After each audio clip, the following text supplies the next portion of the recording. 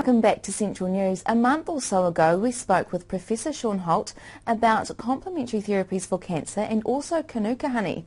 Yesterday I caught up with Shaun. We discussed a number of things which we will share with you over the next couple of days, but up tonight, complementary therapies for depression. Well, I'm very interested in complementary therapies, what works and what doesn't work. And I got a lot of questions about depression. You know, it's one of the most common conditions around, and a lot of people quite rightly turn to natural products because, you know, antidepressants are not that effective, have lots of side effects, and at the end of the day, no one wants to be on antidepressants that I've met. And it's such a big problem. You know, 1 in 10 New Zealanders are on antidepressant medications. Suicide is a huge problem, as we know, the end result of depression in some cases. And so I researched the subject for a couple of years and wrote a book on it. How similar is this book to your one about complementary therapies for cancer? Well, it's just another condition. So those are the two big conditions that I get asked about when I do talks. And so I looked at depression, and what was really interesting was after doing 2 years of research, the conclusion was very different to what I thought I would expect. What I expected, and I'm very sceptical on these things, and unless there's strong evidence I'm not going to support a treatment. I thought that some of the treatments might be okay, may be useful. What I didn't expect to find was that overall a lot of natural therapies are actually better than antidepressants for a lot of people, which I think is quite amazing. So how invasive are prescription medications for depression?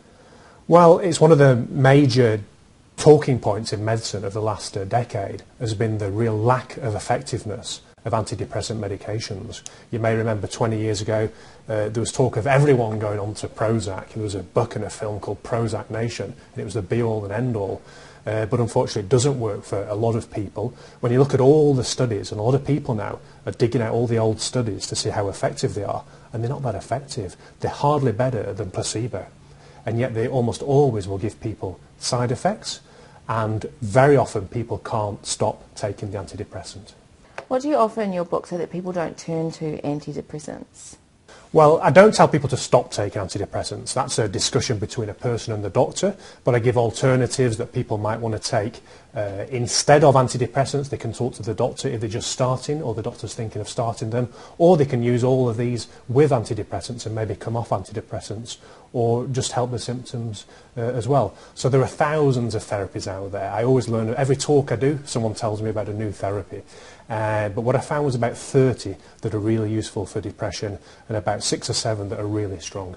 How are natural therapies more beneficial than antidepressants? Well, they can be. It's not for everyone. Some people will benefit from antidepressant medications, but on the whole, a lot of people, I think, will do better with natural therapies. First of all, because they're just as effective, if not more effective. For example, an amazing study published in the Australasian Journal of Psychiatry looked at the effects of fish oil, quite a low dose, 1 gram a day, versus Prozac or fluoxetine for people with severe depression. And amazingly, those on the fish oil did better in terms of reduction in symptoms. So they can benefit by having a reduction in symptoms, by generally not having the side effects associated with antidepressants, and also by not becoming, not addicted, that's not the word, but dependent on antidepressants. So I think there's many benefits. Have you had any feedback from those that have adopted some of your proposed natural therapies? Oh, absolutely. People have found that by reading the book and going to some of my talks, they've had the confidence to try them because, you know, it's an important condition. You don't want to mess around with it. You want to be taking the best advice. So when I say, look, some of these things are supported by good evidence, you can have confidence that they're going to help you. People then will do that and they'll get the benefits and maybe even stop taking the antidepressants. And depression and suicide is a huge problem in the country, which you mentioned before. What do you believe contributes to depression and suicide? Look, we don't know. In all the Western countries it's common and probably even increasing. It is a big, big problem. The actual causes are very hard to understand. There's probably a genetic element as well.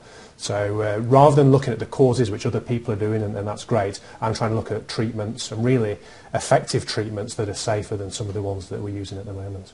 So could some of the treatments that you suggest in your book be even implemented before people are actually at that state of depression? Like maybe if Absolutely. they're heading down that path? Yeah, because a lot of people know that, you don't suddenly get depression. So, 1 in 10 people on antidepressants, probably 2 in 10 are close to being on them. So the book is really aimed at those sort of people. They're feeling a bit low, and maybe they can try some natural save things and maybe avoid the antidepressants in the first place. Is there anything else that you want to add in relation to complementary therapies for depression?